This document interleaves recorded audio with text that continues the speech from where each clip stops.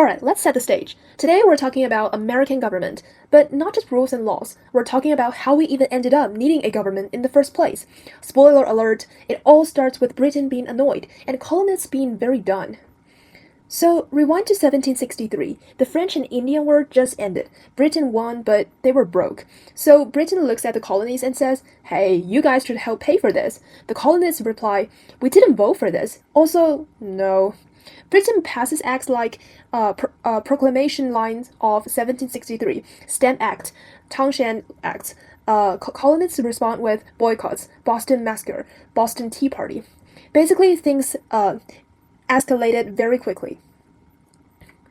After Britain closes Boston Harbor, the colonists finally say, alright, we need to talk. So in 1774, all colonies except Virginia meet.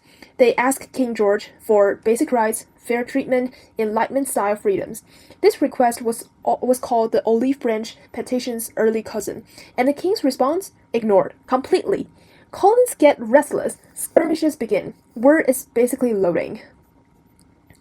Enter Thomas Paine, the hype man of the revolution. He writes a pamphlet called Common Sense, and his argument is basically, why are we still listening to a king who lives across the ocean?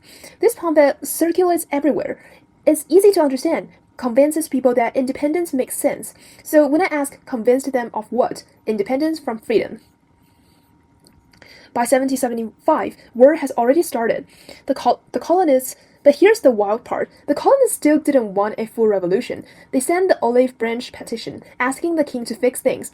King George responds by ignoring it, declaring the colonies in rebellion. So at this point, colonists say, yeah, we're done.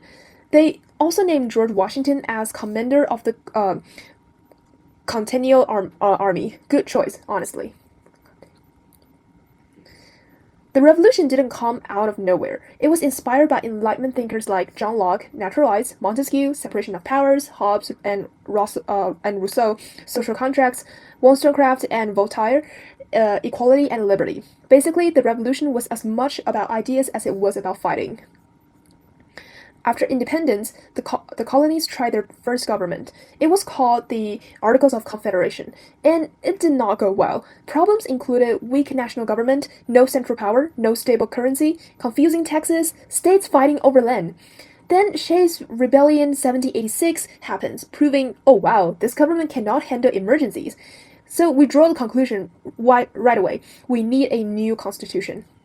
So, the states meet again in 1787. Two major sides appear, Federalists versus Anti-Federalists. Federalists want a strong national government. The leaders like Hamilton and Adams. Anti-Federalists, on the other hand, want states' rights. Leaders like Jefferson and Madison early on, for Madison. They have the same goal, survival. Very different ideas on how. Two major plans are proposed, Virginia Plan and New Jersey Plan. Virginia Plan have three branches, two House based on population, and strong executive with veto, while New Jersey Plan proposed one House, equal representation and weak executive, good for small states. Nobody's happy, so they compromise. The solution?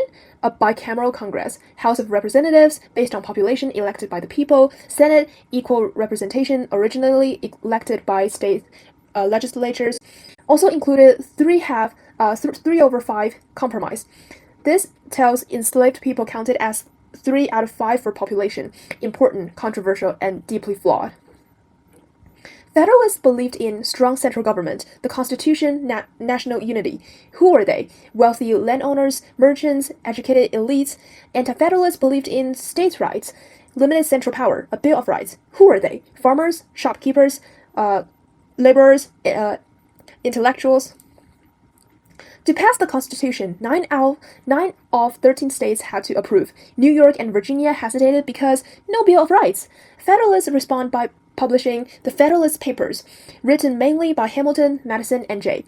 The compromise promised to add a Bill of Rights. By 1789, all states ratified the Constitution. It's not perfect, it never was, but it creates a flexible government, a system built on compromise, a framework that can evolve, and that's why we're still using it today. So the Constitution wasn't magic. It was debate, argument, compromise, and fear of failure. And honestly, that might be why it works.